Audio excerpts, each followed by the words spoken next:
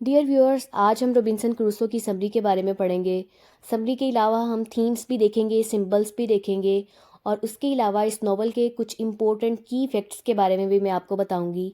लेकिन video start करने से पहले अगर आप मेरे चैनल पर नए हैं तो मेरे चैनल को सब्सक्राइब कर लें और वीडियो को अपने फ्रेंड्स के साथ भी ज़रूर शेयर करें।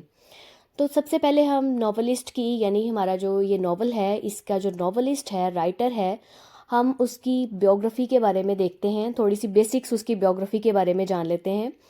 तो इसका राइटर है Daniel Defoe. Daniel Defoe was born in 1660 in London and died in 1731।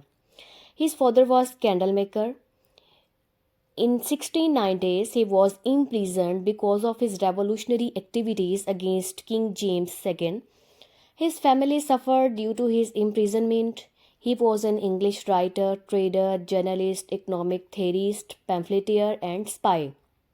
यानी उनकी हमें पता चलता है कि वो 1660 में पैदा हुए और 1731 में उनकी डेथ हुई। और उसके अलावा वो काफ़ी ज़्यादा एक्टिविस्ट भी थे, राइटर होने के अलावा ट्रेडर भी थे, जर्नलिस्ट भी थे, इकोनॉमिक्स थेरिस्ट भी थे, पैम्फलेट्स भी लिखते थे और उसके अलावा जासूस के तौर पे भी उन्होंने काम किया। और अपनी इन एक्टिविटीज़ की वजह से 1690s में कुछ अर्सा वो जेल में भी रहे। तो इन्होंने बहुत ज़्यादा वर्क्स लिखे। कहा जाता है कि इन्होंने तकरीबन 545 वर्क्स लिखे जो कि पब्लिश भी हुए। तो चलें अब हम नावल के बारे में कुछ पढ़ते हैं, नावल के की फैक्ट्स के बारे में जानते हैं। तो कंप्लीट नेम, हमारे नावल का कंप्लीट नेम क्या है? इसका नेम काफ़ी ज़्यादा लंबा है, जिसमें से हम थोड़ा शॉर्ट करके स्टार्ट वाला ले लेते हैं। The life and strange surprising adventures of Robinson Crusoe, published in 1719 and second only to the Bible in its number of translations। कहा जाता है कि अपनी ट्रांसलेशंस के हवाले से ये बाइबल के बाद दूसरे नंबर पर माना जाता है। Inspiration, it was inspired by the true story of Alexander Selkirk, a Scottish sailor marooned on an island for many years. तो कहा जाता है कि ये Robinson Crusoe novel Daniel Defoe ने इंस्पिरेशन ली थी, यानी एक स्कॉटिश सेलर था जिसने अपनी ज़िंदगी के असल वाक़यात के बारे में लिखा था, जो किसी जजीरे पे भटक गया था और काफ़ी साल वहाँ पे रहा। तो फिर उसने अपने इन एक्सपीरियंसेस को 3 नॉवेल्स की फॉर्म में लिखा। तो डेनियल डेफो ने वहाँ से इंस्पिरेशन ली और इसके माइंड में ख्याल आया और इसने ये नावल लिखा। Point of view first person, यानी फर्स्ट पर्सन नरेशन है इसकी। चैप्टर्स 31 हैं। जैसे कि आपको पता है कि नॉवेल्स अमूमन चैप्टर्स की सूरत में लिखे जाते हैं। तो इस नावल में हमारे 31 चैप्टर्स हैं। जॉनरा क्या है? एडवेंचर है, हिस्टोरिकल फिक्शन है। और पब्लिशर कौन था? William Taylor. और अब आते हैं इसके कैरेक्टर्स की तरफ। तो 3 मेजर कैरेक्टर्स हैं। रॉबिन्सन क्रूसो जो कि हमारा नरेटर है, जो हमें कहानी सुनाता है। दूसरा कैरेक्टर जूरी है और थर्ड वन फ्राइडे है। तो चलें अब हम इसकी समरी स्टार्ट करते हैं। समरी मैं आपको अपने अल्फाज में बताऊंगी with dates, facts and figures के साथ। तो चलें इम्पोर्टेंट पॉइंट्स नोट करते जाएं। रॉबिन्सन क्रूसो अपनी कहानी सुनाता है। कहानी का आगाज़ उसकी बर्थ से होता है। बताता है कि 1632 में यॉर्क में पैदा हुआ। उसके 2 भाई हैं। रॉबिन्सन क्रूसो तीसरे नंबर पे है, यानी सबसे छोटा है। तो इसका सबसे बड़ा भाई सोल्जर है, दूसरे नंबर वाला मिस्टीरियसली गुम हो गया है और क्रूसो तीसरे नंबर पे है। छोटा होने की वजह से, अगर आपको लॉ ऑफ इनहेरिटेंस पता है यूरोप में, तो आपको पता होगा कि तीसरे नंबर पे या छोटा होने की वजह से उसको विरासत में बहुत कम हिस्सा मिलना था। तो इसलिए इसके फादर चाहते थे कि ये लॉ की तरफ जाए, लॉयर बने। लेकिन क्रूसो का इंटरेस्ट बचपन से ही सी की तरफ था, वो सेलर बनना चाहता था। तो इत्तफाक से एक दफ़ा उसका एक दोस्त उसको बताता है कि एक जहाज़ है जो कि लंदन जा रहा है। तो क्रूसो को वो इनवाइट करता है, तो क्रूसो वो इनविटेशन एक्सेप्ट कर लेता है। तो इस तरह 1 सितंबर 1651 को क्रूसो अपनी ज़िंदगी के पहले सफ़र का आगाज़ करता है। अब रास्ते में खौफनाक तूफ़ान आ जाता है। क्रूसो बहुत परेशान होता है, पछताता है और कहता है कि आइंदा सी की तरफ नहीं आएगा और अपने माँ बाप का कहना भी मानेगा। लेकिन जब तूफ़ान गुजर जाता है और वो खैरियत से साहिल पे पहुंच जाता है, तो फिर वो सब कुछ भूल जाता है। फिर वो दोबारा ज़मीनी रास्ते से लंदन वापस आता है।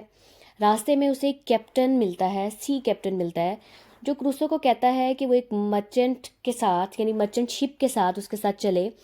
तो क्रूसो मान जाता है और 40 पाउंड्स के टॉयज़ और ज्वेलरी लेकर जाता है वहाँ पे बेचने के लिए, क्योंकि मर्चेंट शिप है तो वो भी सेल करने के लिए टॉयज़ और ज्वेलरी ले जाता है। इस ट्रिप से वो 300 पाउंड्स कमाता है। 100 पाउंड वो खुद रखता है और 200 पाउंड्स वो एक बेवा को दे देता है, एक वीडो के हैंड ओवर कर देता है कि बाद में उसे ले लेगा। फिर इसके बाद वो एक और मर्चेंट शिप पे जाता है, लेकिन रास्ते में क्या होता है कि उनको मूरिश पायरेट्स यानी डाकू पकड़ लेते हैं और बाद में वो सारे लोगों को अफ्रीका में ग़ुलाम बनाकर बेच देते हैं।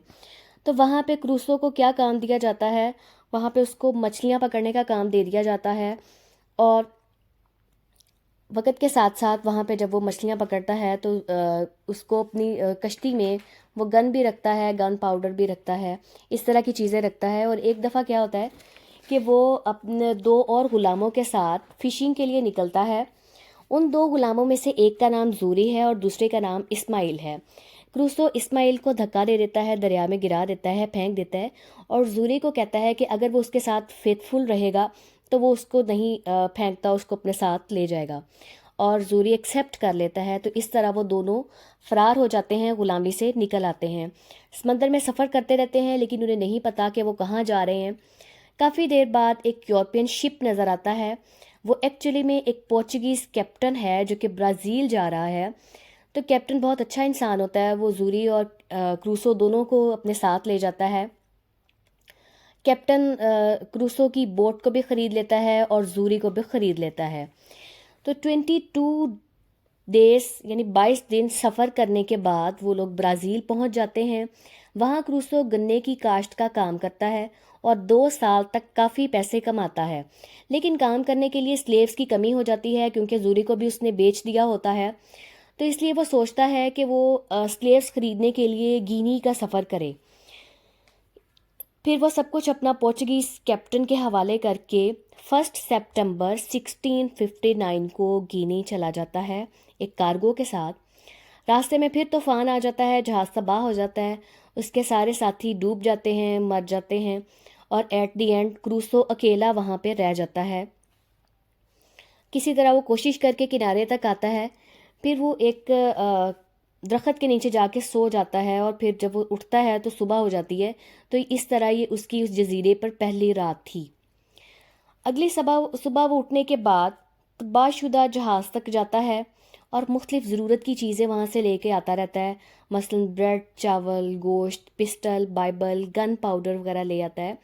और 12 दिन तक वो शिप तक जाता है और वहाँ से काम की चीज़ें निकाल के लाता रहता है। फिर वो एक क्रॉस बनाता है और उस क्रॉस पे अपना हर गुजरते दिन के साथ साथ वहाँ पे एक निशान लगा देता है ताकि उसको पता चले कि वो यहाँ पे इतने दिन से रह रहा है। उसके अलावा वो एक जर्नल भी जहाज़ में से निकाल के लाता है और उस पर अपने तजुर्बात नोट करता है। और जर्नल पर जो वो डेट लिखता है, तारीख़ लिखता है, वो है 30 सितंबर 1659। तो हम देखते हैं कि वो सफ़र पे जब निकला था तो 1 सितंबर था, तो अब वो जहाज़ तबाह होने के बाद जिस जजीरे पे पहुंचा है तो डेट क्या है 30 सितंबर 1659। और इस जजीरे को वो आइलैंड ऑफ डेस्पेयर का नाम देता है। उसके बाद वो वहीं पे रहता है, काफ़ी कुछ उगाता है, काफ़ी एक्सपीरियंसेस करता है, अपने रहने के लिए बोर बनाता है। इस तरह काफ़ी साल गुजर जाते हैं। एक दिन उसे रेत पर इंसान के फुटप्रिंट्स नज़र आते हैं। क्रूसो बहुत ज़्यादा खौफजदा होता है और भागकर अपनी झोंपड़ी में छुप जाता है। पहले वो समझता है कि शायद ये किसी डेविल के पाँव हैं, लेकिन फिर वो इस नतीजे पे पहुंचता है कि ये डेविल नहीं है, ये कैनिबल्स हो सकते हैं, यानी वहशी हो सकते हैं जो इंसानों को खाते हैं। तो काफ़ी दिन फिर वो गन लेके पहाड़ों के पीछे छुप के इंतज़ार करता है कि दोबारा वो कैनिबल्स आएँ और वो इनको शूट करे। लेकिन फिर वो अपना ये माइंड भी बदल देता है कि उसको कोई हक नहीं है किसी की जान लेने का। ये सोच के वो अपने इस ख्याल को बदल देता है। इस तरह 2 साल गुजरते हैं और 2 साल तक वो तकरीबन कैनिबल्स के खौफ में ही रहता है।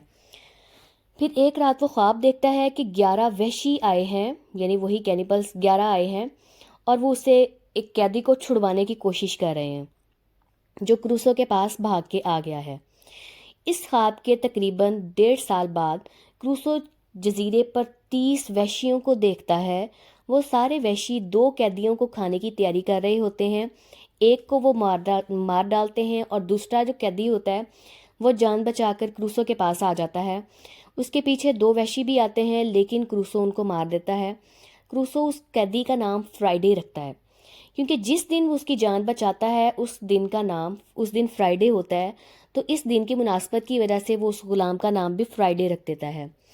तो अब फ्राइडे क्रूसो के पास रहने लग जाता है और वो उसको मुख्तलिफ चीज़ें सिखाता है, उसको अपनी लैंग्वेज सिखाता है, क्रिश्चियनिटी के बारे में बताता है, उठने बैठने रहने सहने के तरीके सिखाता है। जो जो फ्राइडे होता है उसका ताल्लुक भी वैश्यों के एक कबीले से ही होता है, वो भी खूनख्वार ही होता है। लेकिन फिर क्रूसो उसको बताता है कि इंसानों का गोश्त खाने की बजाय गोट का मीट खाया जाए, यानी बकरी का गोश्त खाया जाए।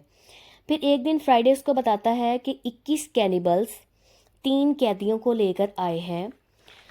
क्रूसो और फ्राइडे दोनों मिलकर उन वहशियों को में से कुछ को मार देते हैं और बाकी भाग जाते हैं। तो बाकी वो जो 3 कैदी जिनको वो लेके आए होते हैं उन तीनों कैदियों को की जान बचा लेते हैं। उनमें से एक कैदी बाय चांस फ्राइडे का फादर होता है। इस तरह फ्राइडे का फादर और वो दूसरा वैशी वो भी क्रूसो के पास रहने लग जाते हैं। कुछ दिन बाद फ्राइडे देखता है कि एक कश्ती आ रही है जिसमें 11 लोग हैं, उनमें से 3 को बांधा हुआ है। तो जब क्रूसो देखता है तो वो सारे यूरोपियन होते हैं। वो जब कश्ती जजीरे पे आती है तो उनमें से 8 जो बांधे हुए नहीं हैं, जो आज़ाद हैं, वो जजीरे पे घूमने के लिए निकल जाते हैं। तो क्रूसो जाकर उन 3 से जो बांधे हुए होते हैं उनसे सारी वजह पूछता है। तो वो बताते हैं कि उनमें से एक कैप्टन भी है और बाकी जो लोग आज़ाद हैं वो असल में बागी हैं। क्रूसो कैप्टन को इस शर्त पर आज़ाद कर देता है कि वो उसे इंग्लैंड दोबारा लेके जाएगा। तो फिर क्रूसो और फ्राइडे उन तीनों के साथ मिलकर बाकी जो 8 बागी होते हैं उनको मार देते हैं, उनमें से कैप्टन को मार देते हैं, बाकी जो हैं वो सरेंडर कर जाते हैं। तो इस तरह वो उनके जहाज़ को काबू में कर लेते हैं। तो फिर इसके बाद उसी जहाज़ पे 19 दिसंबर 1686 को क्रूसो 28 साल बाद इंग्लैंड वापस आता है। हम देखते हैं कि उसने अपने जर्नल पर जो डेट डाली थी वो 1659 की थी और अब जब वो वापस आता है तो कौन सा साल है? 1686। अब जब वो वापस आता है तो पता चलता है कि इसकी फैमिली में से काफ़ी लोग मर गए हैं और उसमें से सिर्फ उसकी 2 सिस्टर्स और एक भाई के बच्चे बाकी बचे हैं। फिर वो बेवा से भी मिलता है, जिस बेवा को उसने कुछ पैसे उधार दिए होते हैं उसके पास भी जाता है। फिर वो दोबारा वापस ब्राज़ील जाता है ताकि वो अपनी गन्ने की काश्त के बारे में पता चला सके। फिर वहाँ से वो स्पेन आता है, फिर फ्रांस जाता है और वापस फिर इंग्लैंड आ जाता है। वापस आके फिर वो शादी करता है और अपनी वाइफ की डेथ के बाद वो 1694 में ईस्ट इंडीज़ का सफ़र करता है। उसके बाद फिर वो दोबारा उसी जजीरे पे भी जाता है जहाँ पे उसने ज़िंदगी के 28 साल गुजारे होते हैं और उसको काफ़ी ज़्यादा वहाँ पे चेंज देखने को मिलता है। तो ये थी पूरी कहानी एग्जैक्ट डेट्स के साथ। अब हम देखते हैं कि इस नावल में इम्पोर्टेंट सिंबल्स कौन कौन से हैं। इसमें सी इम्पोर्टेंट सिंबल है, मनी, फुटप्रिंट्स, क्रॉस, बोवर और आइलैंड, ये सारे सिंबल्स हैं। सी आपको पता है किस चीज़ का सिंबल है? सी अनप्रिडिक्टेबल होता है और डेंजरस होता है। तो यहाँ पे ये ह्यूमन लाइफ को रिप्रेजेंट कर रहा है या क्रूसो की लाइफ जो कि वो आइंदा गुजारने वाला है, यहाँ पे उसको रिप्रेजेंट कर रहा है।